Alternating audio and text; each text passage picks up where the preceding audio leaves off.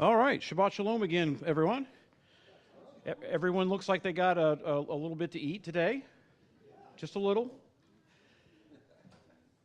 Oneg is so good here.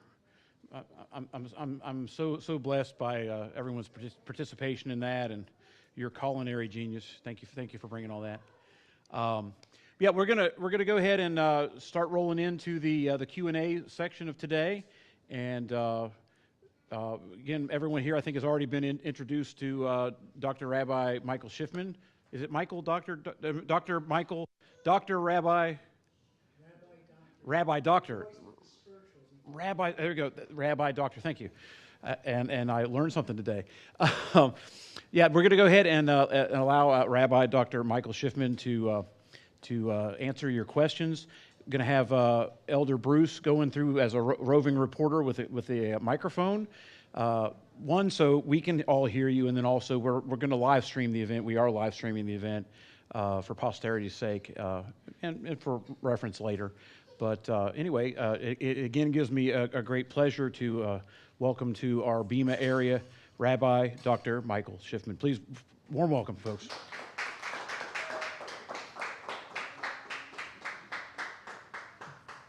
There you go, you're live. You can ask anything you want, and I'm going to answer anything I want. So I have nothing prepared for this. I have no agenda.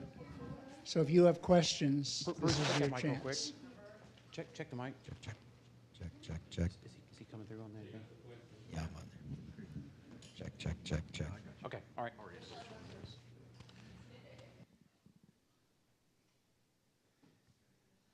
Can I ask silly, annoying questions? Okay. Well, how do you feel about Paul? Because being part Jewish, I always felt that he created a lot of divisions. And The question was, how do I feel about Paul? yeah, about what he said. And don't you think that even though he meant well, he was a cause of divisions between the Jews and Christians and Gentiles? No, there's a whole body of scholarly literature called the New View of Paul. And they understand that Paul was Jewish, a rabbi, and an educated Jew of his time. He was a student of the group of rabbis who were called Tanaim. Gamaliel was one of them. Gamaliel's in the Talmud. Chances are, if Paul had not followed Yeshua, he would have been in the Talmud too. But here's the thing. The problem isn't so much what Paul said. The problem is how people understood it and how people interpreted it. You know, it's like how many times you hear people talk about the Bible and you can't understand how they could possibly get what they think it means out of it. You know, people are very good at, it's like catching a football and running in all different directions. They don't understand what it actually says. I don't think what Paul actually said was really a problem. I think the way people understood it was a problem. Like, for example, in Romans, Paul says, not all Israel are Israel. And the church always means it's not the Jews, it's us, who are the real Israel. That's a wrong way of understanding it. Why? Because it flies in the face of everything God says in the Bible. And if I have to choose between Paul and the rest of the Bible, I'm choosing the rest of the Bible. But the thing is, I don't believe that's what Paul meant. He said, not all of Israel is Israel, only the remnant within. And I don't, you know, the thing is, the rabbis of the Talmud tell us that in the time of the Exodus, there were a lot of Jews who didn't go.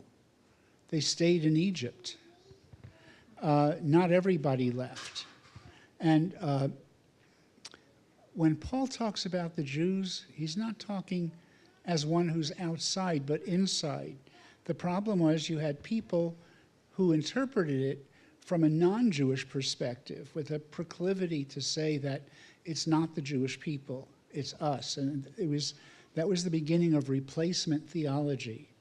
And I've had people take my words, seriously, I have people take my words and they'll do something I'm totally against, but they'll say, but Michael Schiffman said this. So what do you want, a note from your mother? I mean, but people will do that. They'll take your words and twist them for what they want.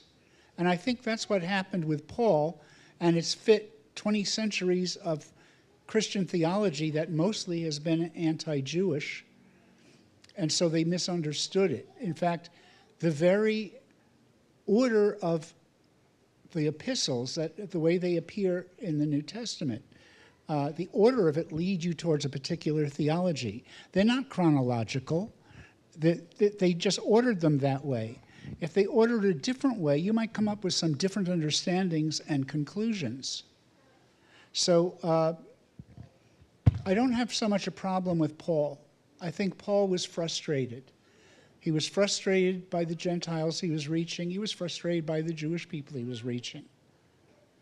When he said circumcision doesn't matter, what was he talking about there, in Galatians especially?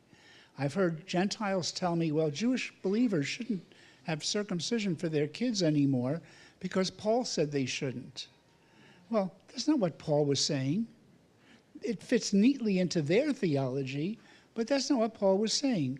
If you look at the context of the time of Paul, Galatia was a Roman colony, and everybody was required to make a sacrifice to the emperor, throw some incense to the emperor. And the Jews were exempt because they had an exemption because they were only allowed to worship God, the Jewish God. So the Galatian believers were Gentile God-fearers, and they were worshiping in the synagogues along with the Jewish people, because in that time there weren't churches around. And so a lot of them worshiped in the synagogues right along with Jewish people. And then when they had this persecution, they were told they had to sacrifice to the emperor because they weren't Jews. So they approached the Jewish world, the Jewish leaders, and said, would you cover us so we don't have to do that either? Now, the Jews were operating with complete integrity and said, if you want this, then earn it, then convert to Judaism. And the way to say it quickly was to say circumcision, because who else got circumcised? So they were saying, if you want this covering, then be circumcised. Get it honestly. Don't lie. And so I think they were very right and fair to say that. However, Paul wrote and said, no, that's not the reason a person converts. If you convert, it should be because you believe this. If you convert, it's because you want to be a Jew, not because you're trying to get out of paying a tax to the government, or not because you want to get out of sacrificing to the emperor. So Paul was saying circumcision will be of no value to you if you're not doing it for the right reason. But that's not how he's been interpreted. So the problem is not Paul. The problem are the people who read it and don't understand it. Does that help?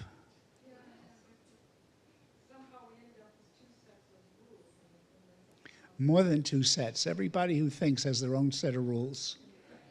And they don't realize that I'm the one who has the right ones. Okay, thank you.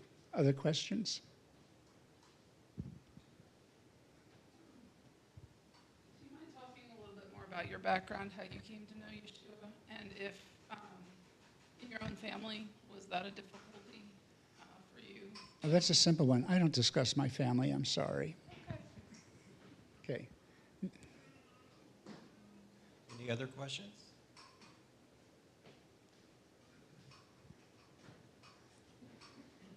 You guys are confusing me. We'll start with Daniel. I may have, Well, if you're going to be that forceful about it. What's that? Is that better? Is that better? Okay, okay. I may have missed something, but on your Avera website, I read the whole thing, and nowhere's on it that I noticed was Jesus mentioned. And I'm sure that's for a specific reason. Could you explain that? Sure. Chevra is not simply just for the Messianic community. As I said earlier, we cooperate with the Jewish community. And we're not going to splash Yeshua over all the pages of it. If you look and see what we're doing, like I said, you see the hands of Yeshua. But, and the Jewish community knows who we are. But frankly, they would not work with us if we're like Yeshua everywhere.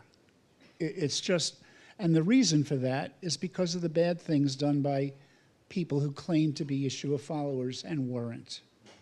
Or maybe they were, but they were just behaving badly. So we don't say Yeshua everywhere. That's not the point of it. The point is strictly feeding hungry people, feeding Jewish people. However, when we distribute food to people, we told our workers, we don't want you, pushing literature on people, and we don't want you spreading that. However, usually the people come up to them and say, "Who are you, and why are you doing this?" And they say, "Well, we have a Bible study. Won't you come?" And a lot of people encounter Yeshua there. So it's for those who are drawn and want to. But we're working with a lot of different people. And so to put that up front, it's very good for Christians. But for Jews, it doesn't work out real well. And who are the people we're trying to reach out to? So that's why we don't make it as, it's not overt, it's subtle.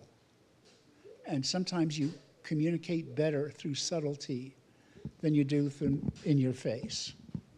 So that's the idea behind it.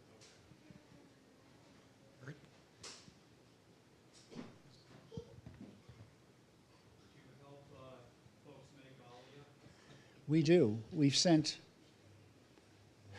between 25 and 50,000 people that we've helped over the years. That was starting in the late 80s, early 90s.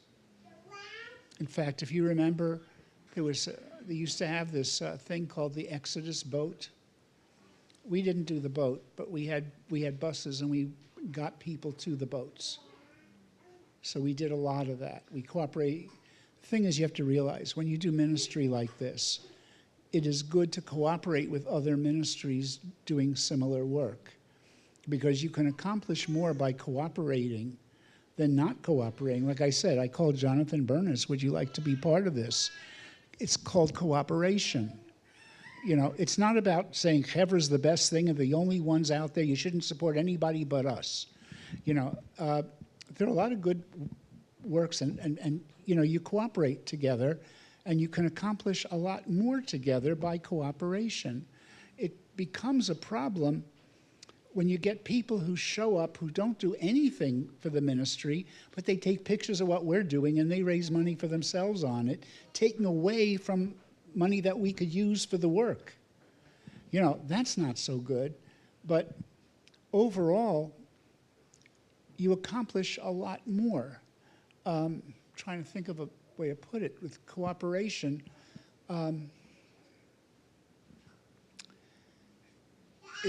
Well, I'll think of it later. All the good thoughts usually come to me afterwards. But just leave it to say that cooperating, you can do a lot of good. I remember it. It's a quote by Ronald Reagan.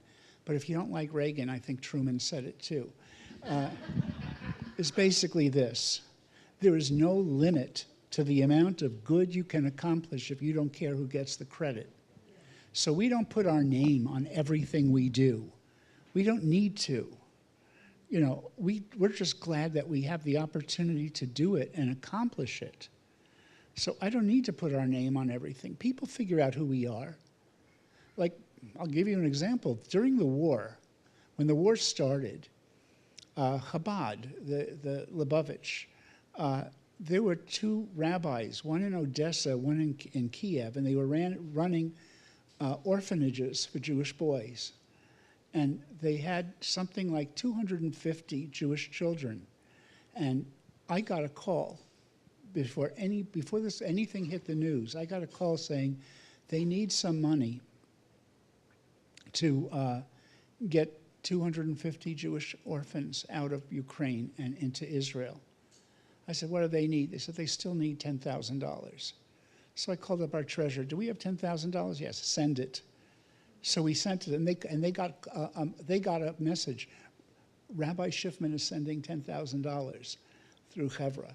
And so we sent it to them, and I didn't hear another thing. But about 4 days later, I was watching the news, and on the news it said, 2 Hasidic rabbis on Shabbat got 250 Jewish boys out of Ukraine, and they made it to Bulgaria and then to Israel. And I looked at that and I said, we did that. Our name was nowhere, and it didn't need to be. Our mark was there. And I think that's what's most important. You get to do the good stuff. Who cares about the name on it? You know, the people who know us know. But the rest, you know, we're not here for our glory. Anyway, you have another question? No, the point is that someone who knows. Yeah. That's the only one that matters. And all I want to do is when I stand before God someday, I don't want to hear, you really messed up. I want to hear, it's good to have you back. It's good to see you. You know, you did good. That's all I want to hear. I'm still waiting. Oh, I'm willing to wait a little longer. But okay. Amen. Bert? Were you writing a book on the Shulchan Aruch? On what? On the Shulchan Aruch? The Shulchan Aruch. Me writing a book? No. However, I'm part of an organization that has done a lot of work with the materials, and we've come up with our own application of it. It's called the Messianic Jewish Rabbinical Council. You can look it up, MJR. It's, the website is ourrabbis.org. And you can find, it'll say standards of observance. That's our halacha. Okay. Very good. There was a question in the back. Yeah, who was next?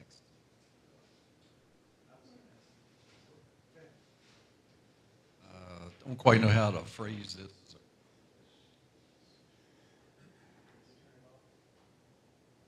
Maybe, can you hear me now? Okay. Yeah. This is about baptism or mikvah in Messianic. How should we participate or not participate in such a thing, and how should we go about it? Okay. I could say how I think it should be done, but there are a bunch of other leaders who think they know how it should be done. They don't realize how wrong they are. So I'll tell you what I think should be. It comes from a Jewish practice called tevilah. Tevilah means immersion. Mikveh is the place of immersion, the tank, or tub, or whatever. It's a cleansing ritual. It's a purity ritual, and it's from what John the Baptist was doing, and what later, the Christian church adapted as baptism. Baptism is the Greek word. Baptizo is for immersion, even though they have different forms. Someone asked me about the Trinity earlier. I said the problem wasn't what it said, but what it didn't. It's the same with baptism. You do baptism, it doesn't look Jewish. It doesn't look Jewish at all. It's a Christian rite. And there are different ways you can do it. There's the, back, they lean you back in the name of the Father, Son, Holy Spirit. Or there's another one, you go forward. It's called the forward flip triple dip. And And then there are other ways. They sprinkle. They do different things. My understanding, if I was going to, they usually say, do you confess Jesus as Lord? And if yes, then they baptize you. I wouldn't do it that way. That's very Christian, which Christian isn't bad. It's not a dirty word. It's just not me. I would probably, what I would do is I would ask the person several questions. First question, do you believe in the God of Abraham, Isaac, and Jacob? Yes. Do you believe the Jewish people are God's people? Yes. Do you believe Yeshua is the Messiah? Yes. Then we immerse you in the name of the God of Israel and his Messiah, Yeshua. And that's it. That's what I would do. Other people might think differently. But that's it. Does that answer your question? Who can do it? If you're familiar with the Jewish practice of Tevilah, I used to go every week to a mikveh before Shabbat. Nobody officiates for you. You pretty much dip yourself. I don't think you need to have somebody officiating. If you want to, fine. But when we've had conversions, people immerse themselves. You don't do like the Baptist thing where you got the guy standing there and he's wearing a T-shirt and it's more of a private thing. You do it yourself, and some people like that. Some people don't like that. It's not for me to say what they do. God meets you where you are, and He knows what was meaningful to you, and I think people should go with that.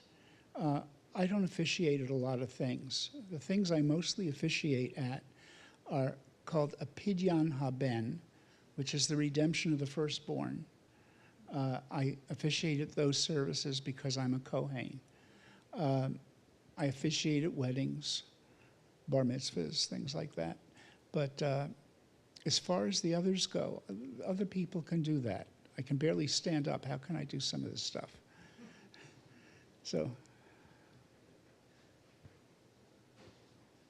You check the sound on that, Tim.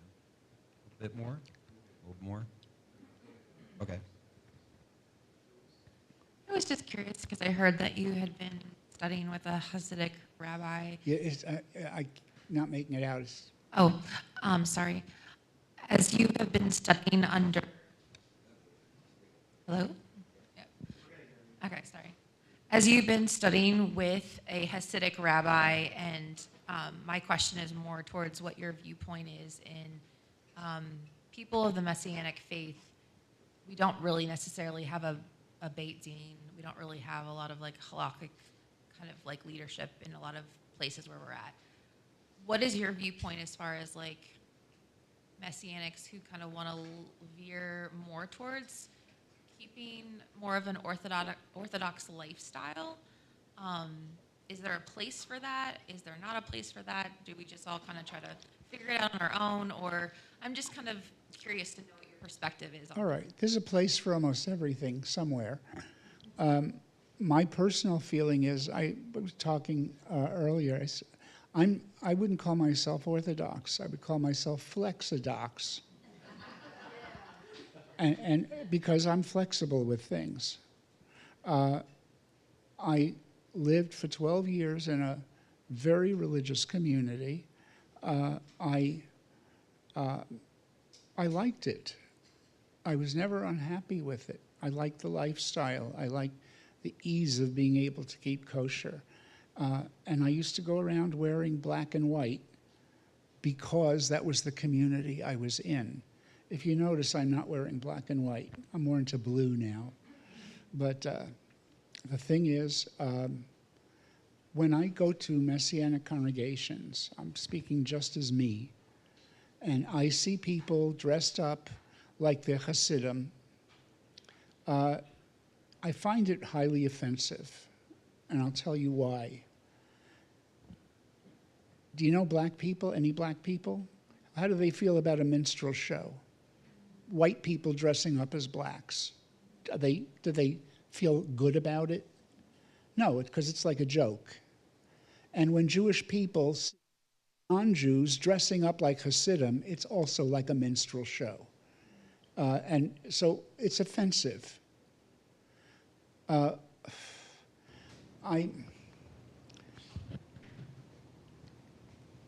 Jewish people are not all that insular, except for Hasidim, which are a very small minority. And they're not always thrilled with Hasidim dressing that way, but they certainly don't want to see Gentiles mimicking them to do it. And it doesn't make you a better Yeshua follower if you dress up like a Hasid. And even worse, if people dress like that, they don't live like that. I used to dress that way, like if I go to a Hasidic wedding, which I used to go to them all the time because I was with my teacher. I go to all Hasidic functions. I had a great time. I had the long black coat, I had the fur hat, I had the works. And my teacher said, Michael, you look beautiful. But he said, you can't go around that way all the time. I said, I wouldn't. And I said, but why not? He said, because you don't live that life. I had, every year on Christmas Day, we do what almost all Jewish people do. We go out for Chinese food. And my parents were alive then, and I invited them to come with us. We went with a Messianic congregation. And the leader of that congregation was wearing tzitzit and a black yarmulke, which would identify him as an Orthodox Jew. But we were in, Chang's Chinese restaurant where they had big pieces of roast pork, which my father loved. And it didn't matter because he knew what was right with it. However, because of the halacha, my father was exempt from all mitzvot because he was deaf. Deaf people are exempt. Seriously, because if you're deaf, you can't learn because people learn from hearing. So, but he was watching this guy walk in. My father never dressed up like an Orthodox Jew ever. He didn't like to draw attention to himself. So he didn't even learn sign language. He was a lip reader. So I never learned sign language, except for the dirty ones that you learn in New York. But I don't use those unless I'm really inspired. But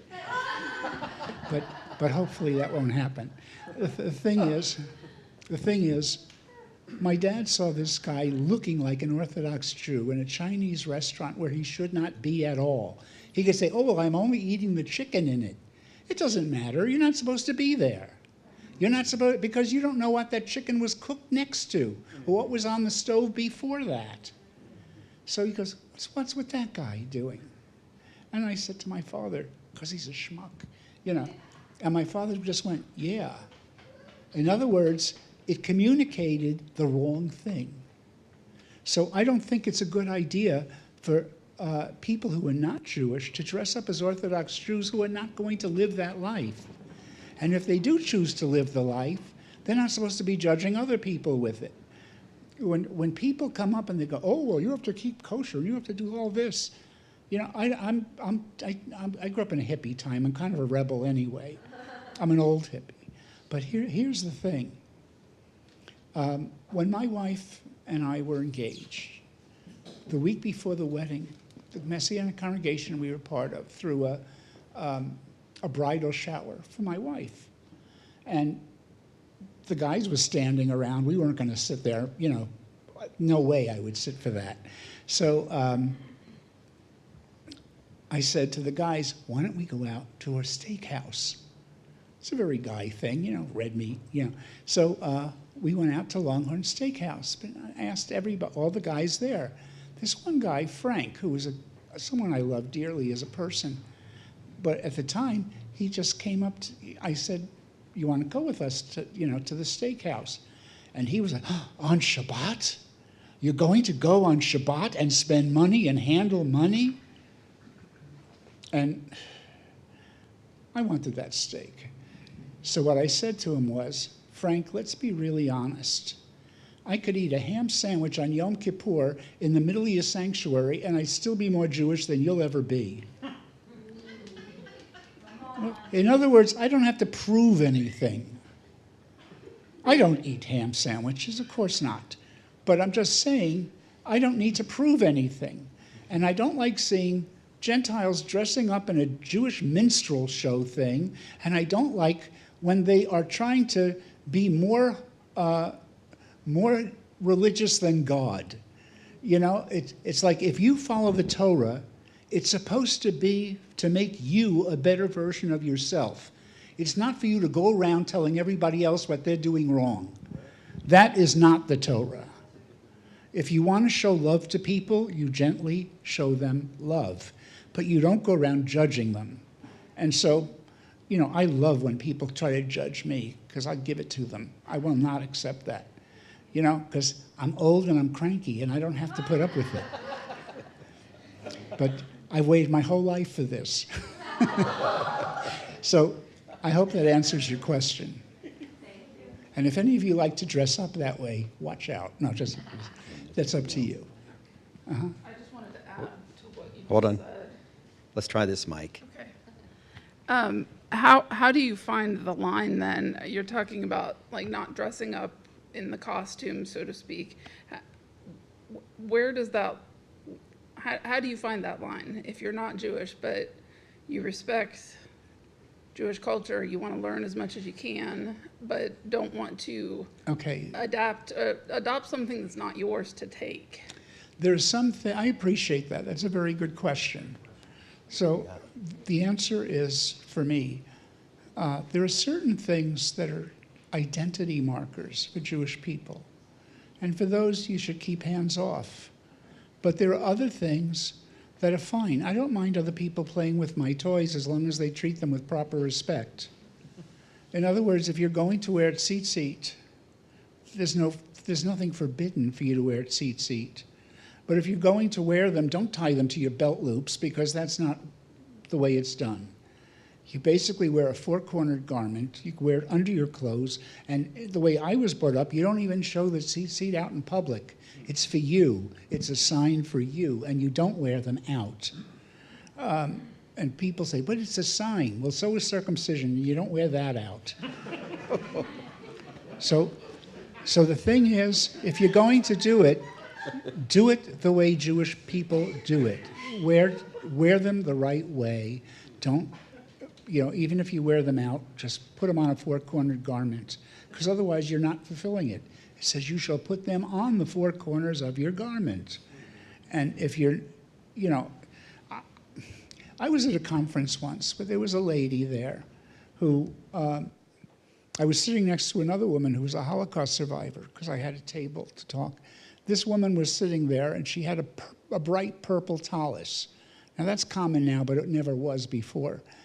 Bright purple, and she had gold tzitzis. Nobody has gold. That's not, you know, I've seen things on the internet where they have Gentiles who've done tzitzis and they've like made it like macrame. And they put like little stones and, you know, crystals with it. They try to dress it up, but that's not what's in Scripture, and that's not how Jews do it. And so this lady came up with gold tzitzis on her purple tallis, and she was swinging them around like in a, you know, burlesque show. And she saw us staring, and she came up to us, and she said, "The Lord told me to wear this." And I just looked at her and said, "Maybe he was trying to punish you." So she walked away. Okay, yeah, I have that streak, and I have to sometimes repent, and I probably will later. But the thing is, if you're going to do something that is a Jewish practice, do it right. Do it respectfully. Don't take it and make it into something else. One thing I can't stand is I go to conferences and you have all these Gentiles they buy shofars, the biggest ones, and they use every opportunity to blow the shofar. And you know what Jewish practice is? You only blow the shofar in the month of Elul, which is the month preceding the high holidays, and you blow it on Rosh Hashanah and Yom Kippur and in between. Other than that, you never blow the shofar, ever. But I see Messianic congregations where every Saturday morning they're blowing the shofar.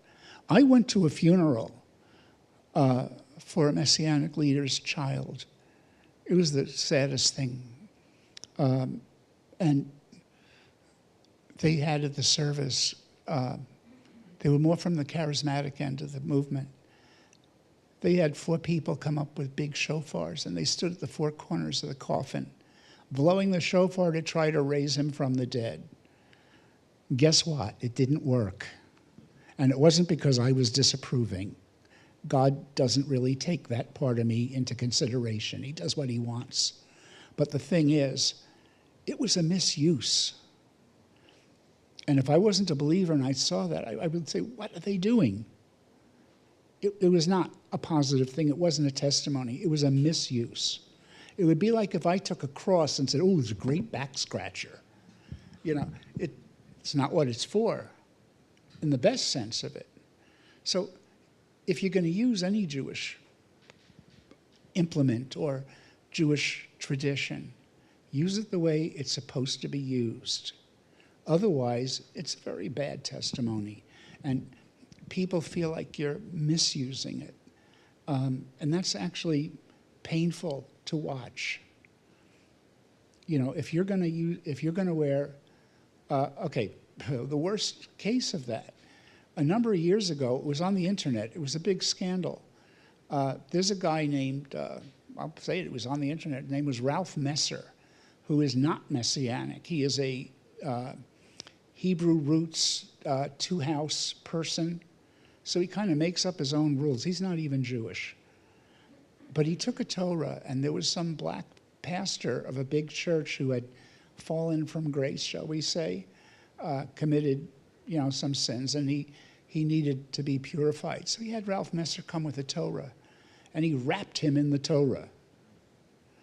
And he made us some stupid lie, saying this Torah was found on the railroad tracks leading to Auschwitz.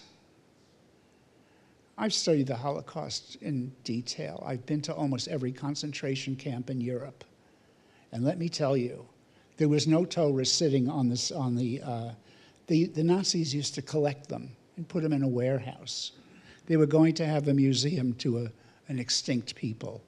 So all those implements, well, they weren't just left there. It just wouldn't have happened. But then taking a Torah scroll and wrapping somebody in it who is an adulterer, and then praying over it. First of all, the whole Messianic community was repulsed by it. And the Jewish community spoke out strongly against it. And what was worse than all of that, the Jewish community said, that's what Messianic Jews do with Torahs. It's not what we do with Torahs. But they used it for their own purpose in their own way. It was no more than a prop. And things that we use for worship are not props, because that devoids of any meaning. And it's a disrespectful thing.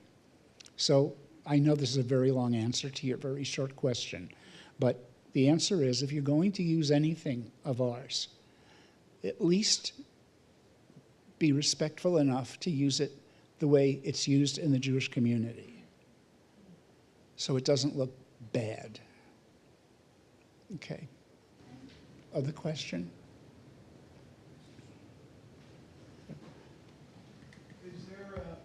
Go on, Kurt. It's okay. You're next. Oops, sorry. Hi, I am Gustavo. The question is, today you watch everybody in here, and you saw the service. Do we have room to improve, or we had to take something that is not belong? I thought this service fell right out of heaven. It was absolutely perfect. Now, you know something? I don't come to a service to judge it, because I'm a teacher. I give it grades, and that's not worship. The reason I don't attend the local Messianic congregations is because I would grade them. And I don't feel it's right for me to leave a worship service feeling, they didn't do it right, or I couldn't believe what that guy said. I'm not there to judge. I am not the judge of all the earth. I'm there to worship God. And to me, what makes a service good, did I meet God there? Because I should have a sense of him. And if I don't, you'll hear from me about that. But the rest of it, it's not my purview. I'm not supposed to be judging it, and I'm not there to judge it. I'm here to take money from you to feed hungry Jews. That's what I'll judge it by. So don't be cheap. But the thing is, I worship God this morning, and I can't ask for anything more than that. So it's not how right you're doing it. But there weren't anything in it that was done so wrong that it put me on edge, because I'd definitely be talking to you about it later. No, I wouldn't embarrass you in public. But no, you didn't do anything wrong. It was fine. Okay. Kurt, you had another question? On the Mishnah, there's like several authors that have written some books on it. Is there a particular one you would recommend? At the first word, On the what? Mishkan, is that what you were saying? Mishnah. Mishnah, excuse me. On the Mishnah? Most of them are like what kind of books? Like interpretation or just simply translation or? Well, I was interested in studying it more, and there's like several authors and two that were more modern, if you will. I was just wondering if there was a particular author that you would recommend. If you want, probably one of the best generalized one would be Jacob Neusner's Okay. on the Mishnah. Okay. But avoid people who really haven't studied it, but they write about it. There are a lot of, no, really, they'll say, oh, well, you don't really need to study this, because these were ungodly rabbis who didn't accept Yeshua. And, what means is it's much easier to criticize something you haven't studied. I teach a lot of those people, and then they learn. But the thing is, I hear people say, oh, you shouldn't study the Talmud. You have to have a special anointing for it. Really? What's that special anointing? And why would God give you a special anointing that he didn't give to everybody else? If you want to learn something and you want to study, fine. I teach a course in the Talmud every Sunday afternoon. And I have students who come in by Zoom, and we take it and we relate it to our own spiritual experience. And believe it or not, it fits really well. So there's nothing wrong with it. It's more of what's in the eyes of the beholder. And just because somebody criticizes it, to me it just says, you really didn't know it, did you? Because I said, I studied for 12 years with a Hasidic rabbi, and he made it come alive for me. And he made it good. I'll give you an example. In the beginning of the tractate called Bava Metzia, by the way, the Talmud is the Mishnah and the Gemara, the commentary on the Mishnah. In the beginning of Bava Metzia, it talks about having a cloth. And at what point is there ownership of the cloth? Is it yours when you hold it in your hand? Is it yours when you see it? Is it yours when you hear about it? At what point is it yours? And there's a whole long circular discussion about it. And when you study it, they talk about 10 other things that you learn about in the process. So the thing you're talking about isn't what you're supposed to learn about. But they do ask, at what point is it yours? And how would that be relevant? What cloth do you think about? Well, my teacher said, yeah, you know what the cloth is? It's a talit. At what point do you own it? When you wear it? When you hold it? When you see it? Well, what does that have to do with anything? If this principle is ownership, yes? So how does that apply to you? You're driving to the shopping mall and you see a parking spot. At what point is it yours? When you pull into it or when you see it? And if someone pulls in before you, you go, they took my spot. So what constitutes ownership? So as an example, that's it. It can be very appropriate to us if you know how to apply it. So that's all I have to say about it. Thank you. Sure. Very good. And what was the name of that author again that you mentioned? Michael Schiffman. No, Jacob Neusner. Very good. He's written a lot. Anyone else?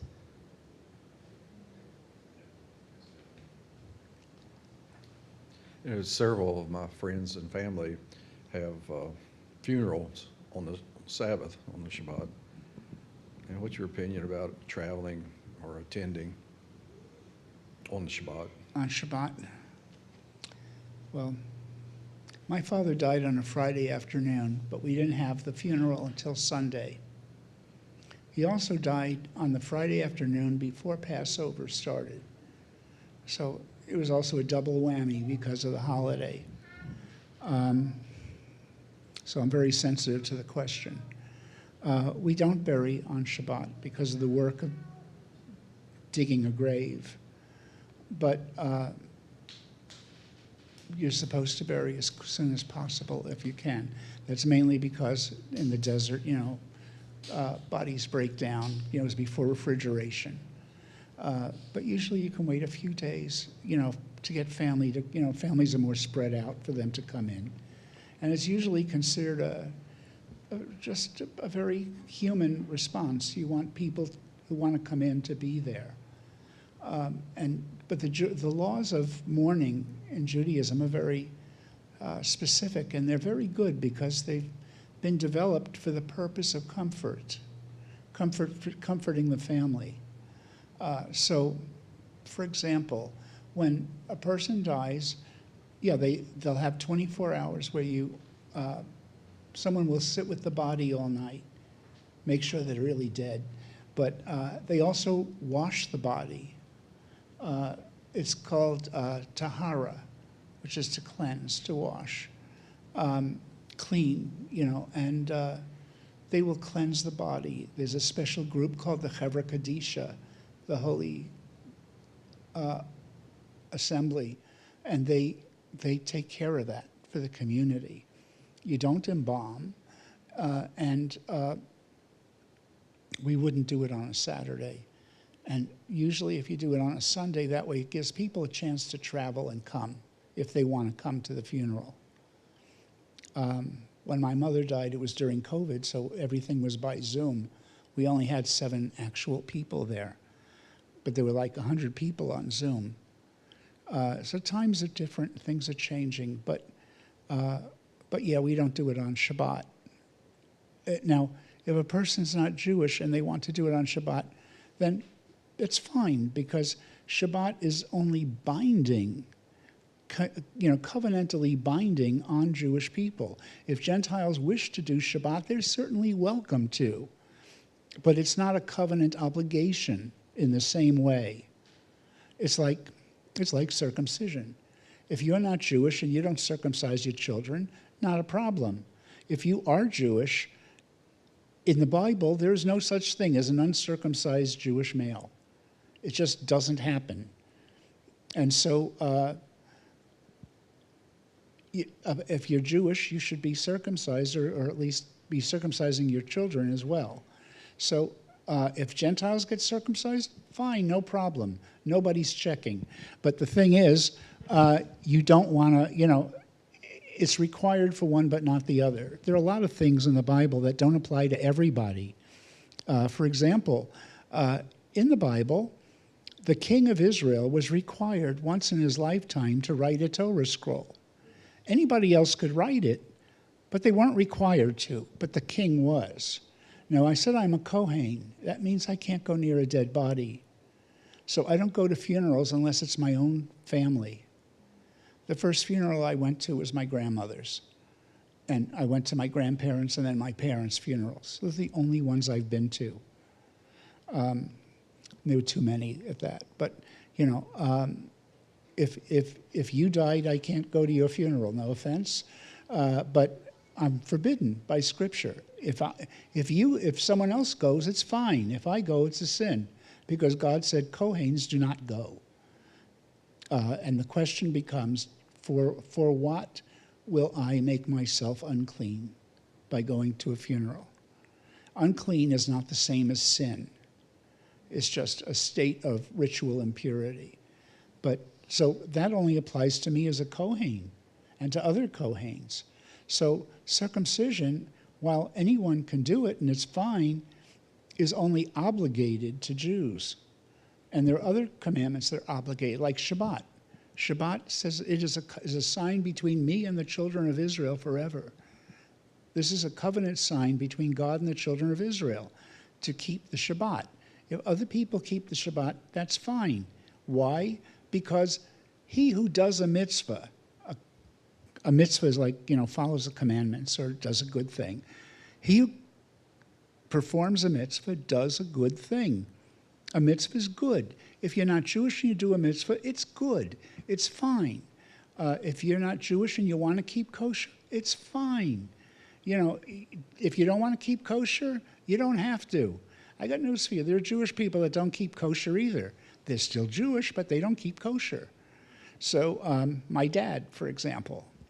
But I loved when he used to tell me to go to Walmart and buy him, to the deli, and buy him a pound of sliced ham. And I had just moved my parents into my house. My mother got really upset. How can you ask him? He's a rabbi to buy ham. Because he's my son, he'll buy it.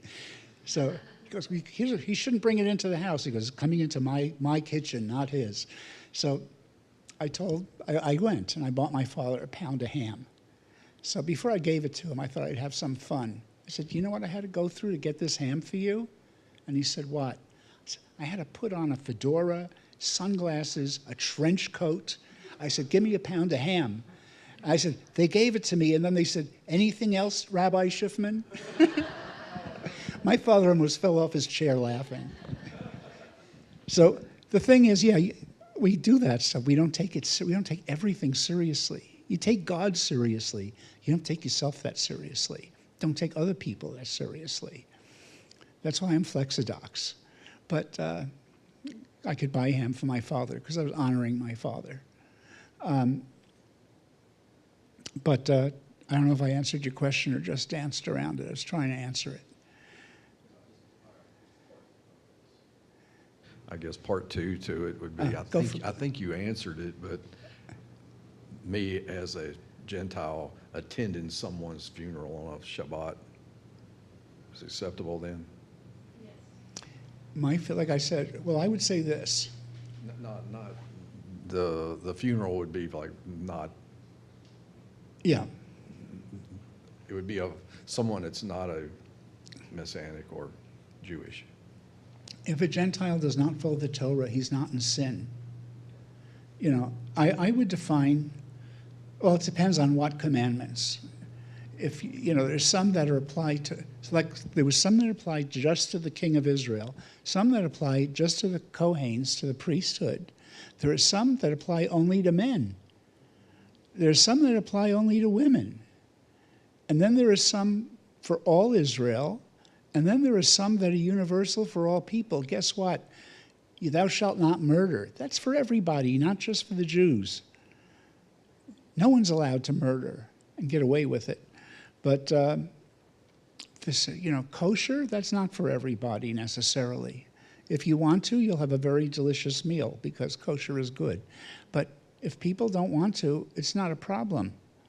If I'm sitting with people who are not eating kosher, that's fine. I'll sit and eat with them. I'm not going to eat what I don't want to eat, but I'll let them do it. And I'm not going to judge them.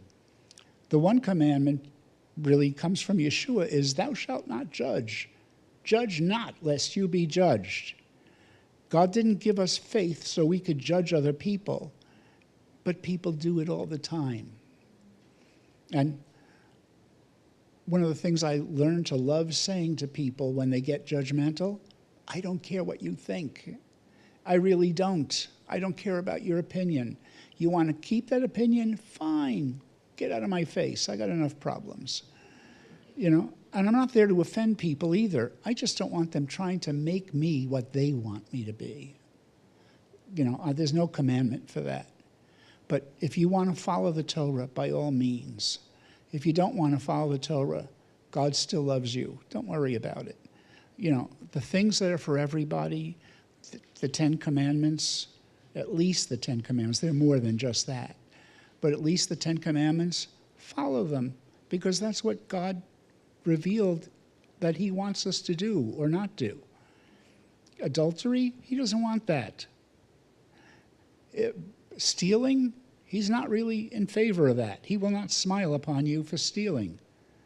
Even if you steal a Torah, believe it, it's not a religious act. It's theft.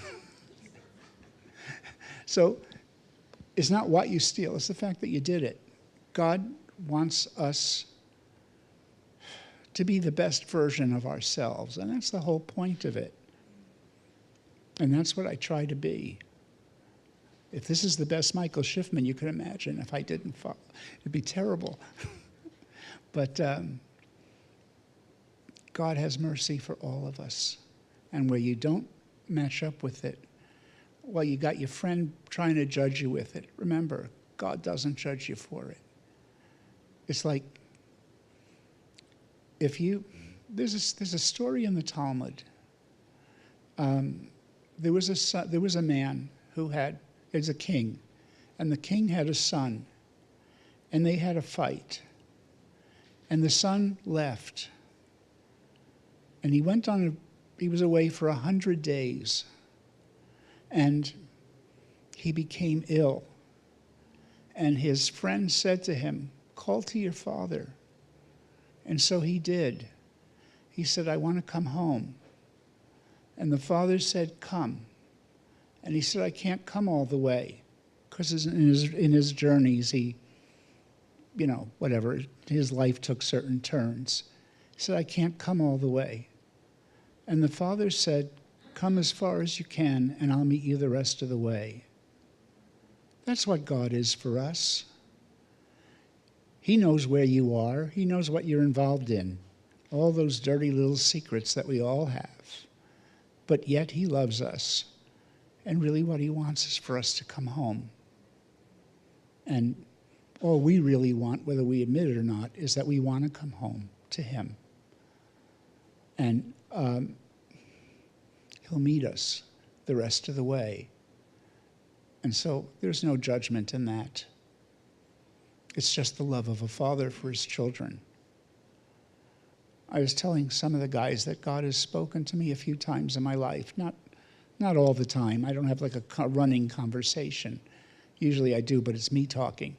But when I started ministry, just before I did, it's going to be my first week in ministry, God spoke to me. And what he said was, "These are my children. Have mercy on them just as I have had on you." And that has been the bedrock of all my preaching and all my teaching. I have to have mercy on you because you're God's children and he loves you. And I know that because he loves me and I'm his child. So I have to show the same so you might know that God really loves you and God really cares about you. And all he really wants you to do is come home. Yeah. Get the microphone. You have to realize I'm a little hard of hearing, so I need amplification. I'm a little slow of walking. It's more of a waddle. This is about identity crisis, I think. I found out as a young adult that my ancestors are Jewish. They converted to Christianity and assimilated into the Western culture, and I feel very drawn to my Jewish roots, the Jewish roots of my ancestors and also the Jewish roots of my faith. I don't know what to consider myself, and I think there's a couple others here with the same problem. Well, our group, the Messianic Jewish Rabbinic Council that developed that halakha, we dealt with that issue of who is a Jew and what. So I would ask, first of all, how far back does it go? In other words, not where it started, but who was the last person in your family who was Jewish? Was it a grandparent or a great-grandparent? One side of the family is the 1500s, and I don't know, the others are in history books that they were Hebrews, but I'm not sure what the dates would be on those. Well, it's not dates, and it's not what I'm talking about. In other words, generations. Was your mother Jewish? Was your grandmother Jewish? Was your great-grandmother Jewish? were Who was the last assimilated. one who said they were Jewish? Who identified as Jewish?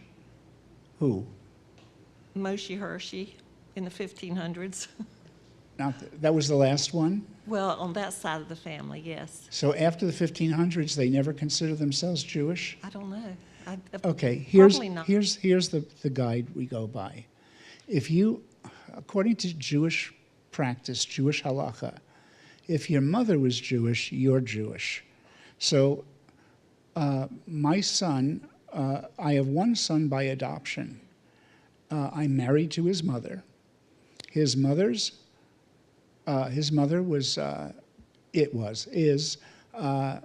is Jewish because her mother was Jewish. Her father was not. He was a Seventh-day Adventist, a German Seventh-day Adventist.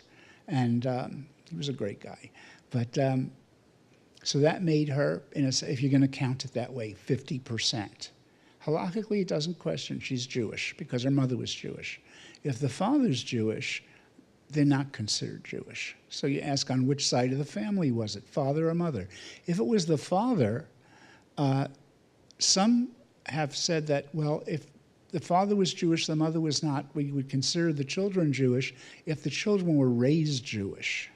If they weren't raised Jewish, no. So, but it usually has to be like one grandparent at least. So my son is Jewish halakhically. He has one Jewish grandparent, his grandmother. But, and he's also being raised, and he was adopted by me, which, you know. But if he marries someone who is Jewish, his kids will be Jewish. If he marries someone who's not Jewish, the kids are not going to be Jewish. I have a nephew in that situation. He married a Catholic girl. The Catholic girl died, but they had a baby, and the baby is not Jewish. He is, but his baby isn't. And that's okay. I mean, still love the kid, still my niece, my grandniece. But the thing is, we're talking halacha, Jewish law, what's Jewish.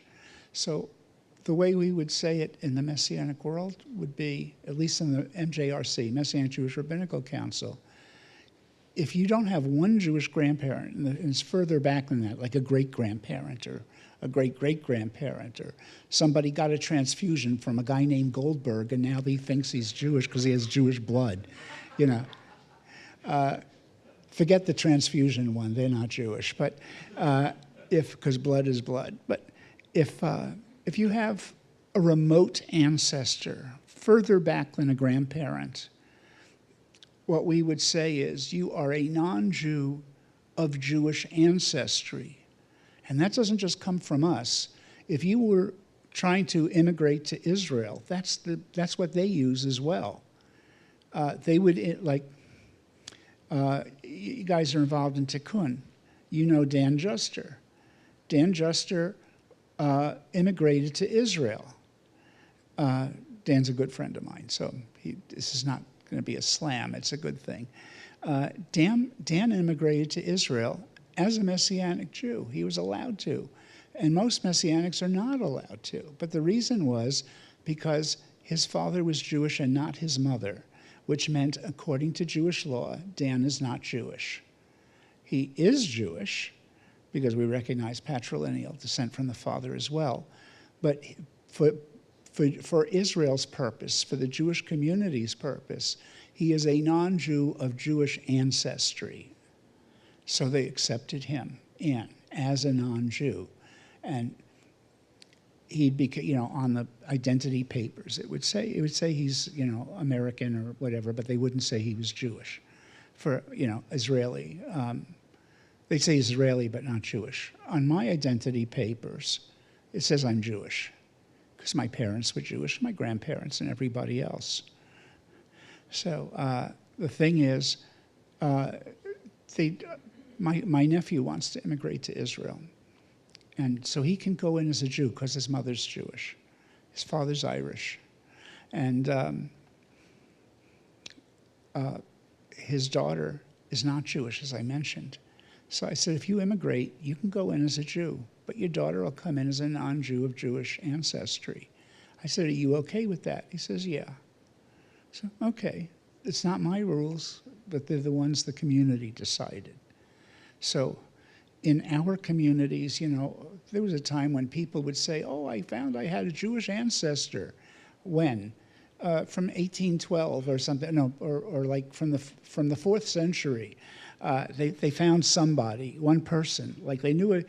You know, if you're like 10 generations back, you know how much of that DNA is Jewish, of all your DNA, you know, as it cuts and cuts each generation? Very little, a trace. So how much do you have to be Jewish? When we would talk about this in Ukraine, we had a lot of time, and it's actually Moldova. We had a lot of time on our hands with that when we were helping with people. And they go, well, how do you know who's Jewish or not? And they'd say, well, this one has, you know, a Jewish parent or a grandparent. Or I said, look, if you take a cup of coffee, I'm a coffee drinker. If you take a cup of coffee and you put a few drops of water in it, is it still a cup of coffee? Yes. If I take a cup of coffee and run it under the faucet for about 30 seconds, is it still a cup of coffee? No, there's coffee in the cup, but it's not a cup of coffee. Does that make sense? Jewishness works similarly. Well, both sides of my family were Jewish at one time. Can you document it? Yes. That's good, because if you want to immigrate to Israel, if you want to sit here, it's perfectly fine. But if you want to immigrate to Israel, they want proof. When I went to get my Israeli citizenship, the first thing they said was, prove you're Jewish. Here's my mother's marriage contract. Here's my grandmother's marriage contract. Here are the Jewish cemeteries they're all buried in. You know, here's my bar mitzvah certificate. Here's my Brit certificate, my bris certificate. I had proof all the way up. So they said, come back next month. It's like going for a driver's license. You know, it's like bureaucracy. But if you're going, you have to play by the rules. I mean, in religious circles, we tend to like make our own. We really can't go that way. Not if we're dealing with the real world. We have to go by what's understood. So if you are of Jewish ancestry, great. But if you're trying to immigrate, you got to deal with that. If you're not worrying about immigration, no problem. But if both sides of your family are Jewish or have Jewish ancestry, that's fine. Then you're Jewish, no problem. Because both sides means your mother. Welcome home. Okay. Hold on. I read lips, but not from this distance. Okay. Yeah. Okay, well, I have a similar situation, except my dad was Jewish and my mom was Catholic, a Gentile. And so we're in this interesting situation where having a Jewish last name, like Kadosh, you can imagine, the Gentiles consider you Jewish, but Jews don't consider you Jewish. Jews don't, and my dad would say, well, it doesn't matter because you'd still be sent to a concentration, you would have been sent to a concentration camp during the war. So it's like you get all the disadvantages and none of the benefits, if you can. Well, here's the thing. First of all, we don't let the Germans decide who we are. It's like we decide who we are. But as I said, if you followed Reform Judaism, if you were raised Jewish, they would say you're Jewish. Usually, we have conversion for that too. And what they'll do is, if somebody is not halakhically Jewish, in other words, not through the mother, but through the father, they'll do a very, like a quickie conversion. It'll be very easy. You don't do all the immense studying and everything else because they're basically rubber stamping and kosherizing you. So they do that if the father is Jewish, but not the mother. They did it the same when they brought the Falashas into Israel. They didn't have any real evidence, proof of anything that they were Jewish, but they accepted them in as converts. And it would be more like that, even though your father was Jewish. So, and at that point, it's up to you what you want to identify as. Again, it's not my job to identify you for who you are. That's your right and privilege. I don't let people identify me as who I am either. None of their business. Okay, I don't know if that answered your question, but. Yeah. It's purely up to you. Other question? Rabbi? Yeah. I don't want to tactfully try to handle this situation. It seems like in our movement, you know, and even in the discussion here, not discrediting what they're saying at all, but it seems like there's always us that are Gentiles that are always kind of like, well, you know, I'm 1/5, or you know, my great grandma twice removed or whatever was Jewish or whatever. Could you speak a little bit to Gentiles' place in the kingdom, and you know, that's an okay place too? Yeah. You heard me on the cup of coffee. That's for the people who have a great uncle or something, or they married somebody who was Jewish and that makes them Jewish. You know, it's like I said, conversion is partially a Jewish response to bring people in. It's not to be negative, but positive. It's simply saying there's a way in if you want to be in. But we're not pushing it. It's up to each individual to decide what they want to be and how they want to go about it. As far as Gentiles in the movement, there are different kinds. Just like Jews, there are all kinds of people. There are Gentiles who are really called to help be part of it, to help the Jewish movement, Jewish people develop and grow. They are called to be part of it. They're a blessing. They help out in any way that they can. And they're not looking to be in a certain place, one or the other. There are other people who come who sit there and then they decide they want equal rights. And by that, not that there aren't equal rights, I mean there are, but I mean people who will say, well, the congregation is half Gentile, why can't we have a Christmas tree? You know, something like that.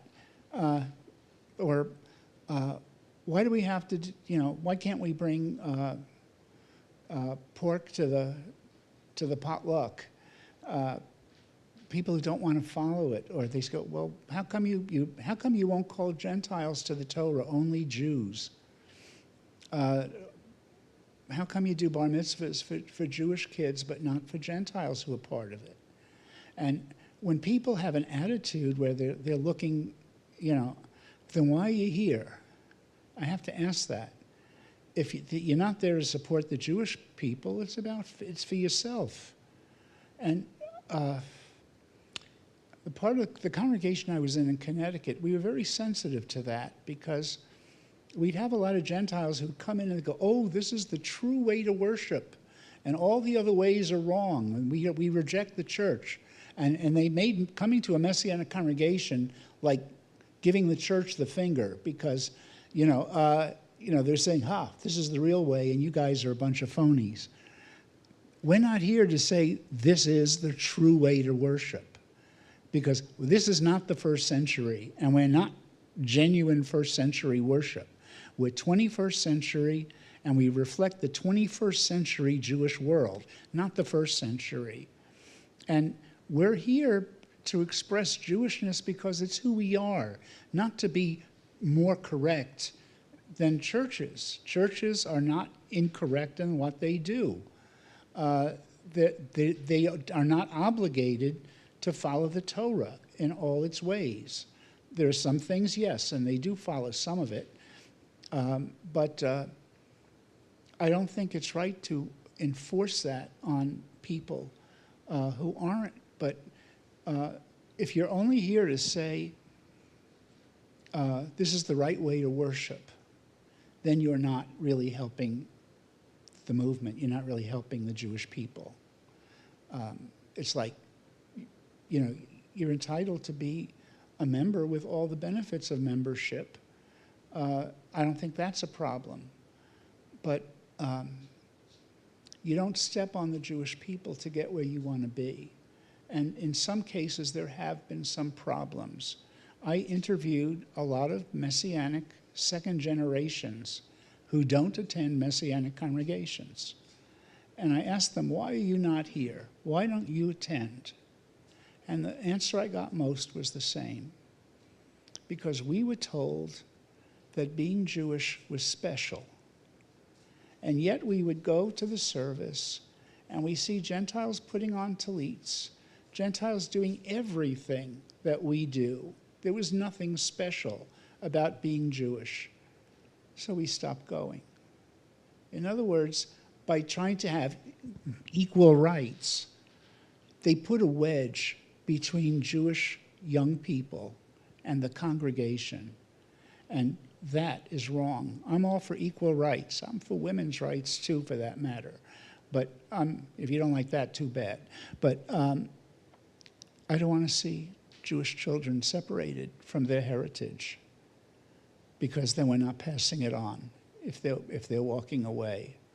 And if the reason they're walking away is because there's nothing left that's special for them. And I don't think that's right. So how do you reconcile it? I really don't know. I'm the Flexodox guy. But really, I think people need to be sensitive to each other. If I go to a congregation and I'm demanding equal rights, or I'm demanding what I want, then I'm not there serving.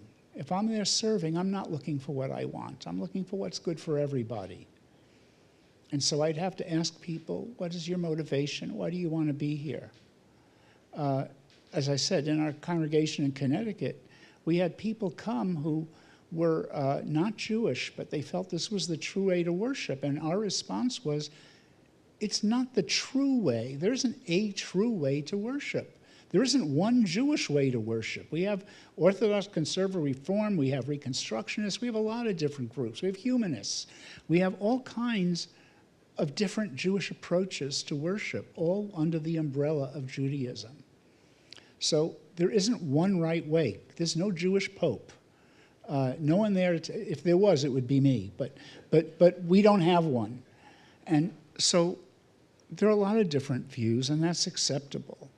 But whatever it is, if you're not Jewish and you're in a Messianic congregation, you should be trying to help bolster the Jewish people in it, because we need to be. This is a fragile movement. And if instead we are all Gentiles, it becomes a problem of testimony sometimes. In the 1970s, if I told Jewish people I was a believer in Yeshua, they would go, oh, Jews for Jesus. And I have to explain, no, I'm a Messianic Jew. I'm not Jews for Jesus. That's a mission organization. And then in the 80s and 90s, Messianic congregations, which were originally congregations of Jewish believers trying to worship Yeshua in a Jewish way. That was the original vision.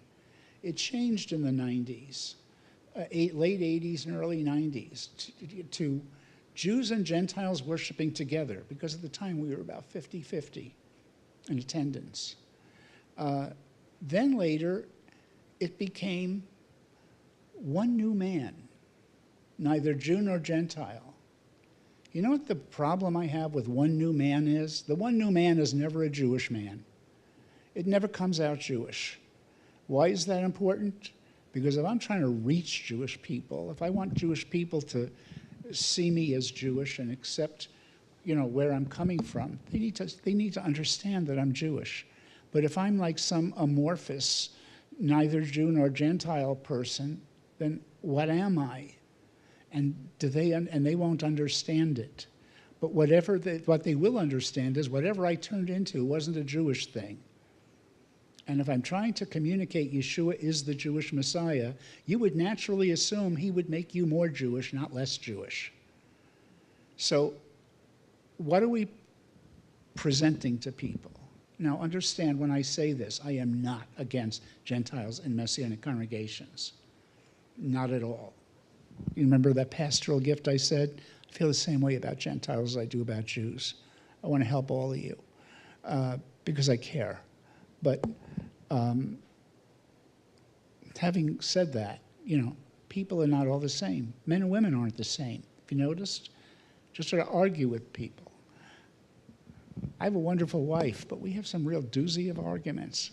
But it's one of the things I like. But the thing is, we're different. And there are differences. It's not a better than difference, just a different difference. I don't think women are worse than men or better than men. Sorry, ladies. Sorry, guys. We're just different, but we're all good. And I like having women in my life. I like having men in my life. I mean that in a very moral sense.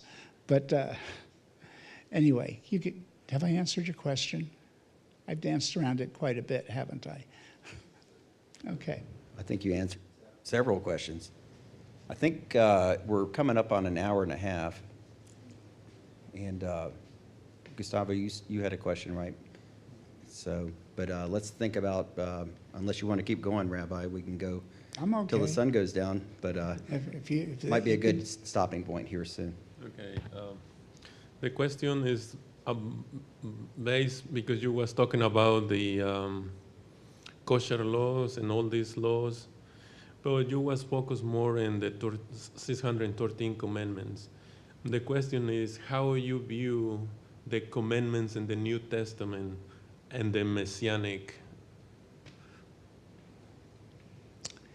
Whatever we have in the New Testament has to agree with the Torah. The Torah came first. And God doesn't contradict himself, and he doesn't change his mind. So if it doesn't, however you interpret the New Testament, it has to fully coincide with the Torah. Everything has to, because it is the word of God handed to Moses at Sinai. So everything else has to fall in place with it. Everything Yeshua did fell in place with it. So, I've heard people have some really crappy theology. God gave the Torah to prove that it couldn't be followed. That means God's a sadist. It's like taking your kid and making them do something they can't do. And they walk away feeling defeated. You think that's what God did? He said, this is near to you. It's easy. You can follow this. He gave it to make their lives better, not worse. So, however, it's really Christian theology that interprets it that way. Because like I said, people who don't want to follow the Torah are lazy. They don't want to learn to do it. It's easier to criticize it.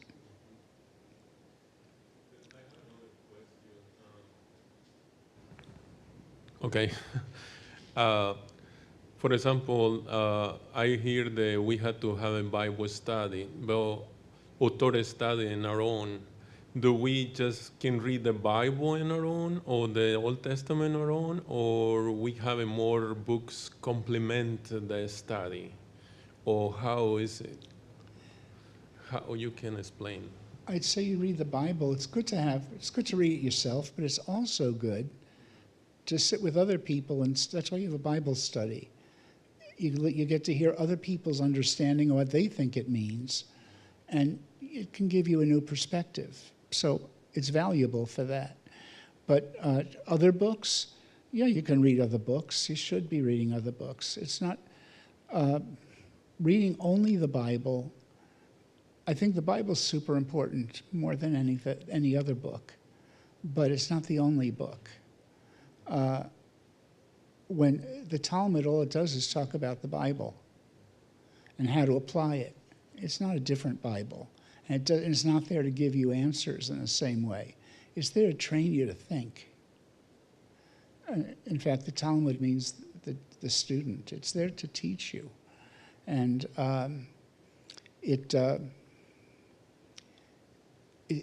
it doesn't the Bible tells you what and why. The Talmud tells you how. It's like if the Bible commands you to tie your shoelaces, okay, but how do I tie them? Do I tie them in a knot? Do I tie them in a bow? Do I do a zigzag? Or, the Talmud simply will tell you how to do that. But it'll give you the explanation. Whereas the Bible tells you what to do. You need to tie your shoes. That's the Bible command, or similar. The Talmud is more like, this is how you do it. Make a square knot, left over right, right over left. You know, make a nice bow, maybe double knotted if it tends to come loose. You know, however, but it has a different function. And from studying it, you learn, like I said, you learn about a lot of other different things. But in studying it, it teaches you how to reason and how to come to a right conclusion. You know, there are a lot of people who can read the Bible, but they come to totally wrong conclusions from it. Proof? How many denominations are there? How many of the cults that read the Bible?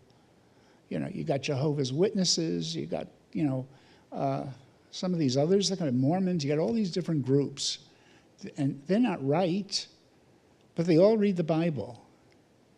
It's not just reading it, it's understanding it. How do I come to a right understanding? That's part of what the Talmud does. How do I understand this? How do I apply this? And it applies to a lot of things in life. How do I approach problems, solutions, to come across a good solution? That's the function of the Talmud. The function of the Bible is to tell me where we came from, and that God is there and wants us to live in a certain way, and that he loves us. That's what the Bible's for. And you read it over and over, and you keep getting that message. God loves us. He wants us to fear him, love him, follow him, and help others. You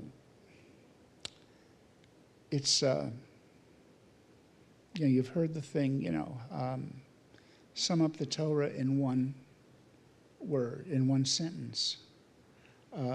Hillel said, what is distasteful to you, do not do to others. The rest is commentary. Go and study. So that was the beginning of the Talmud. Mm-hmm. The golden rule, yeah. Well, do we want to cut things off, or? I'm okay. I'll go as long as you want. Well, I want to be sensitive to your time, and if you want to cut it short, that's fine. Okay. However, understand when I go to Europe and I'm teaching, I'll sit for 5 hours. We're not going to sit for 5 hours, don't worry. Right. I got this nervous look from people. So, but, if you want to continue, fine. If you want to end it, fine. I'm good. Does anyone have a question that they can't leave here today without having the rabbi answer? Maybe, Garrett, you have one? Are you saying you're not going to leave if I don't answer? Yeah, I think we want to be sensitive. We want to thank you for your time today and just pouring out on us. We just appreciate everything you've done for us today, and want to invite everybody to come back tomorrow at 10 a.m. We'll be unrolling the scroll, as it were, and having the right rabbi take a look at our Torah scroll and impart some more wisdom on us probably along the way. Telling us as much as he can about the origins of our Torah scroll, possibly, and it'll be a good time. A meal afterwards, only if you bring a dish.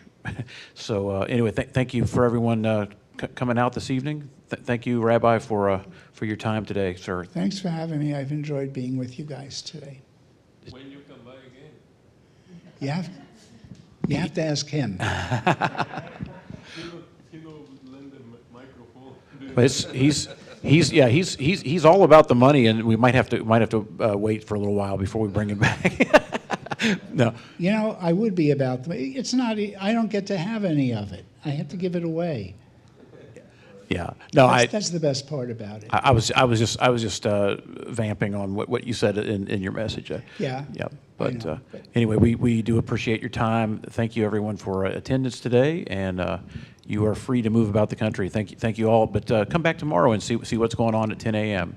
Love you all. Shavua Tov.